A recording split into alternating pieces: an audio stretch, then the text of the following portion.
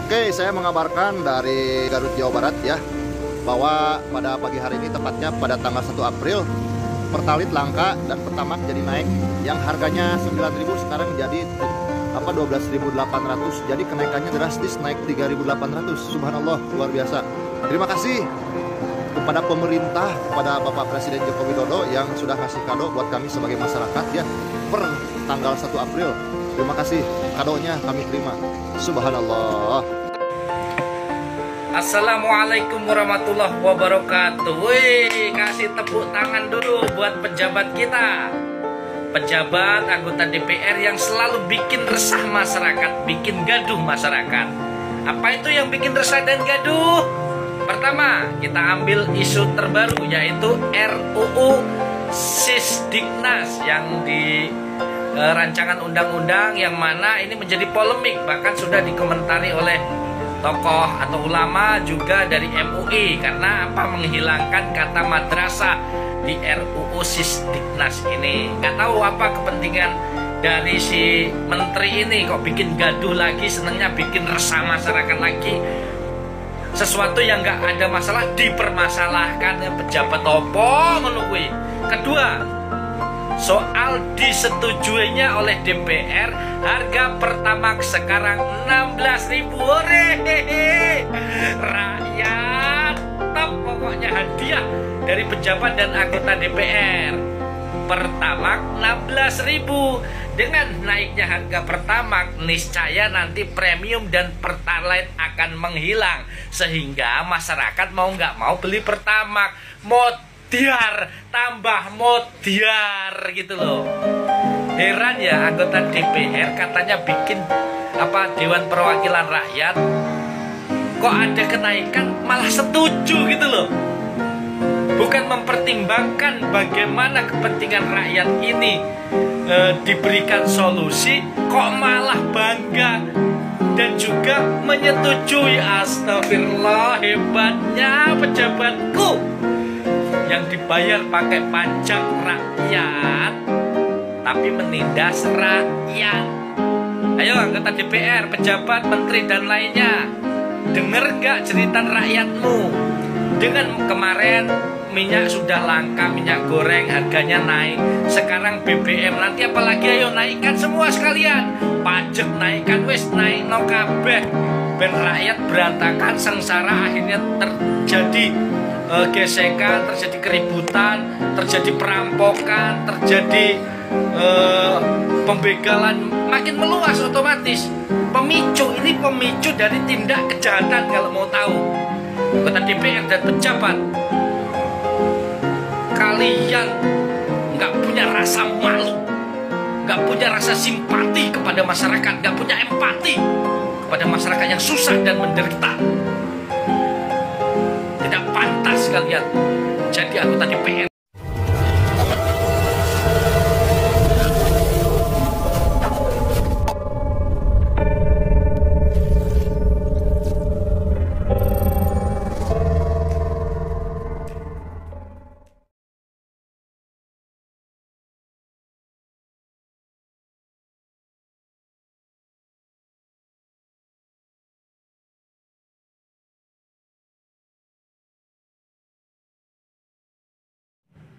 Assalamualaikum warahmatullahi wabarakatuh.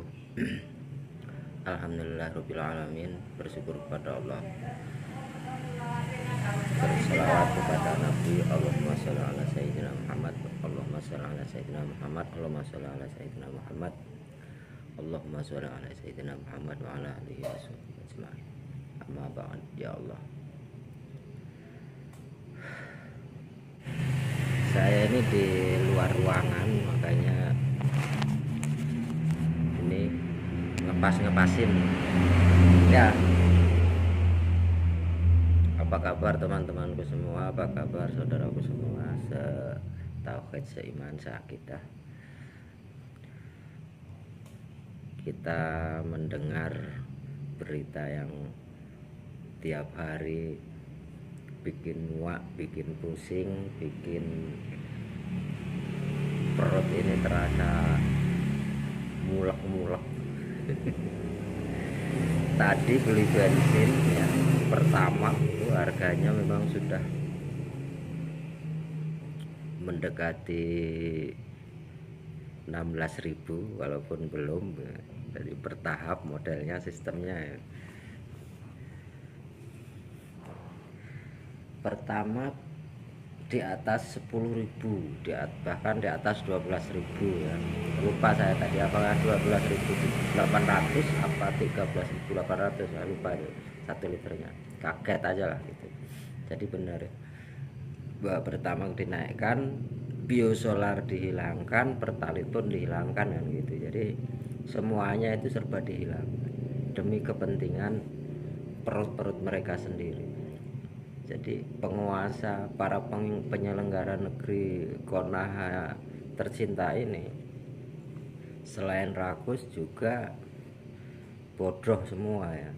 Tidak punya skill, tidak punya keahlian, tidak punya kapabilitas, tidak punya kredibilitas. Semuanya penipu, semuanya pembual, semuanya pengecut.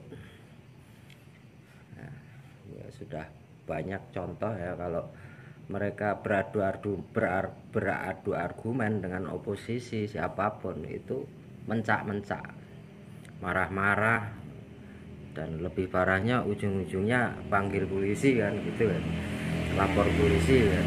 Ya itulah mereka, udah goblok, tolol, songong kan gitu ya. Sudah luar biasa kita disuguhi hal-hal yang medeni kan. Kemudian ada berita tentang keturunan PKI boleh masuk TNI. Ini dari statement langsung dari Pangap, Panglima Besar Panglima TNI ya. Jadi kita ini memang sudah dalam rencana besar ya, negeri kita ini memang sedang akan dirubah menjadi komunis.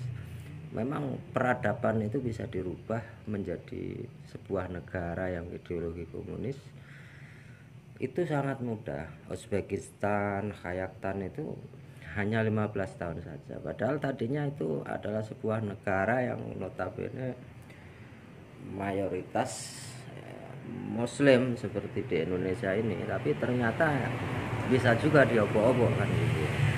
Jadi luar biasa sekali. Kita ini memang sedang menghadapi virus-virus akhir zaman yang membuat kita ini kalau tidak waspada kita akan terjebak dan kita bisa murtad serta bisa menjadi kafir secara tidak sengaja, secara tidak sadar. Mereka selalu berbagai macam cara untuk membuat umat Islam ini menjadi takut dengan propaganda. Bahkan ada kabar yang lucu, kabar yang sangat melucukan sekali yang membuat perut kita terkocok-kocok yaitu tentang peresmian kereta cepat Jakarta-Bandung ya kan. Peresmian kereta cepat Jakarta-Bandung yang harusnya diresmikan oleh ya Presiden Konoha, presiden kita ini, tapi ini yang meresmikan Presiden Xi Jinping. Nah ini kan luar biasa. Jadi kelihatan banget bahwa negeri ini memang negeri yang sedang dicengkeram oleh tirani ya, tirani sipit, tirani yang dalam hadis dikatakan bangsa perusak, bangsa biadab. Ya memang biadab karena kebiasaan mereka adalah menjajah, baik menjajah apapun, dimanapun mereka tinggal itu membuat kerusakan. Yang namanya membuat kerusakan itu melakukan sesuatu hal yang merugikan banyak orang selain dari kelompok mereka sendiri, selain dari bangsa mereka sendiri. Bahkan bangsa mereka sendiri pun diembatnya juga apabila tidak mau mengikuti tata cara aturannya kan gitu ya.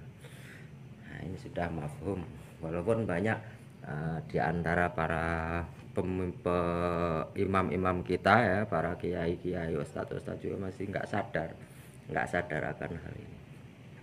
Jadi tahu kalau bangsa ini seperti ini tapi pura-pura nggak tahu kan gitu.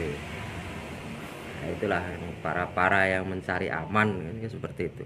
Sekarang ini sudah kejadian. Jadi persis peristiwa menjelang 65, menjelang runtuhnya Presiden Soekarno, ya seperti inilah kondisinya, seperti ini, semuanya naik. Nah, selain daripada itu, tentang penetapan 1 Ramadan untuk umat Islam menunaikan ibadah puasa.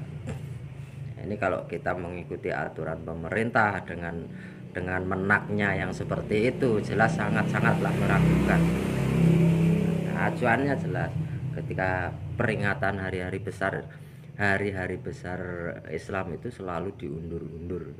Jadi ini memang disengaja agar umat Islam ini ibadahnya nggak sah. Jadi ketika sudah masuk dalam bulannya tapi dimundurkan agar ibadahnya enggak, ya ini harus waspada. Hal-hal seperti ini harus waspada.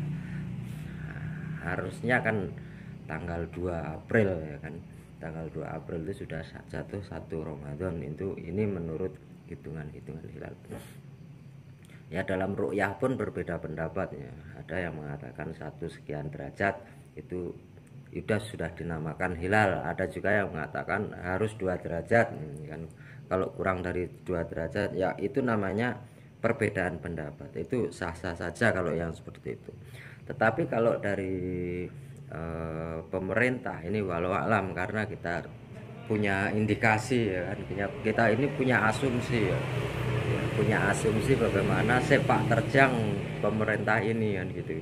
Sepak terjang dari para aparatur pemerintah ini, dari lini ke lini dan lini dari atas sampai bawah itu modelnya seperti itu, memusuhi umat Islam, fitnah umat Islam, Islamofobia kan gitu ya.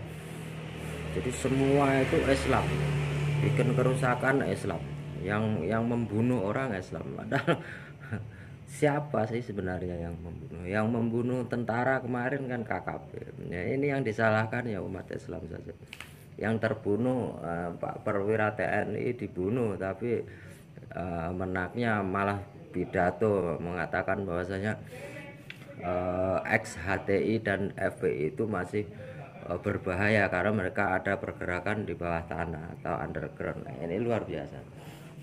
Jadi horor ya. Memang mereka itu suka sekali ya menciptakan horor dan mencatut nama Islam. Nah, Islam itu dibikin agar supaya itu sangat takut dengan yang namanya agama Islam. Islam itu identik dengan kekerasan.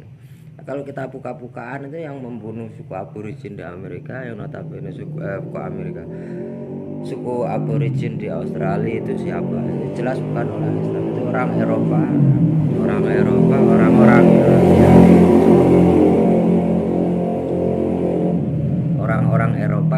yang datang ke benua Australia kemudian membunuh penduduk asli benua. Itu semuanya bukan orang Islam, tapi orang-orang Nasrani yang notabene adalah Nasrani Itali, Nasrani Roma Itali, berarti kepanjangan dari Pagan. Kemudian yang membunuh suku asli Amerika atau Yankee itu yang filmnya difilmkan menjadi film zombie, itu ada salah seorang muslim, pejuang muslim Amerika asli, yaitu orang Yankee yang bernama Zambi. Zambi itu pejuang muslim, maka dilecehkan kemudian jadi difilmkan menjadi film yang menggambarkan mayat yang hidup kembali kemudian memakan apa saja. Ya, itulah mereka, kelakuan mereka ini.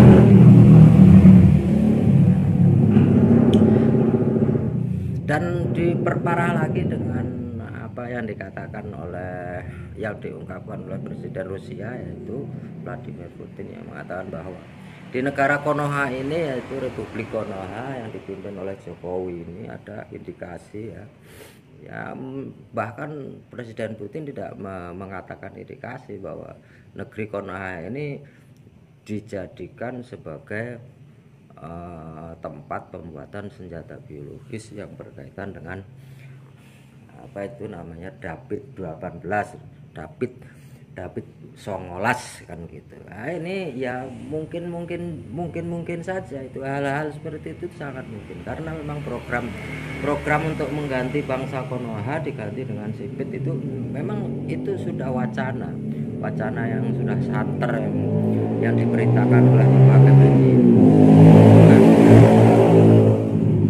Sebenarnya bukan apa namanya hal yang baru, cuman ditutup-tutupi untuk pengalian isu itu makanya dibikin hal-hal yang apa memojokkan Islam, istilahnya false flag ya.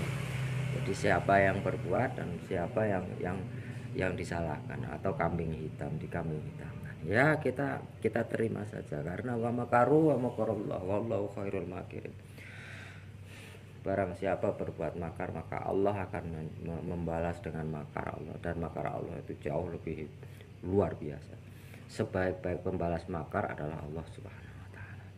Ya, kita sebagai umat Islam di akhir zaman ini tetap optimis. Jangan pesimis. Kalau toh kita harus mati di jalan Allah itu lebih baik, karena ridho dari Allah itu adalah tujuan utama kita. Jadi bukan karena surga, bukan karena neraka, karena kita membutuhkan ridho dari Allah. Kalau Allah ridho dengan kita maka kita akan ditempatkan di mana saja dan itu tidak ada pengaruh bagi kita semua ya, saudaraku semuanya, kaum muslimin muslimat dimanapun anda berada, teman-teman seperjuangan, satu resonansi, satu ghirah, tetap waspada, jangan sampai kita terlena, jangan sampai kita terpedaya oleh situasi akhir zaman ini.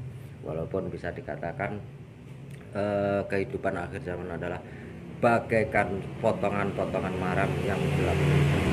Inilah yang dinamakan fitnah akhir zaman yang harus kita pertaruhkan dengan keimanan kita. Perimanan kita adalah taruhan di akhir zaman ini. Ya, mungkin itu saja yang bisa saya sampaikan. Mohon maaf bila ada kesalahan dan monggo saling mengingatkan al muslimu akhul muslim. Yang masih tidur silahkan bangun, jangan berlalap-lalap dalam tidur di akhir zaman ini, karena senjata musuh sudah mengarah kepada umat Islam, sudah mengarah kepada kita semua sebagai umat Islam akhir zaman yang teguh dalam menjalankan syariat. Billahi taufik wal hidayah, wassalamualaikum.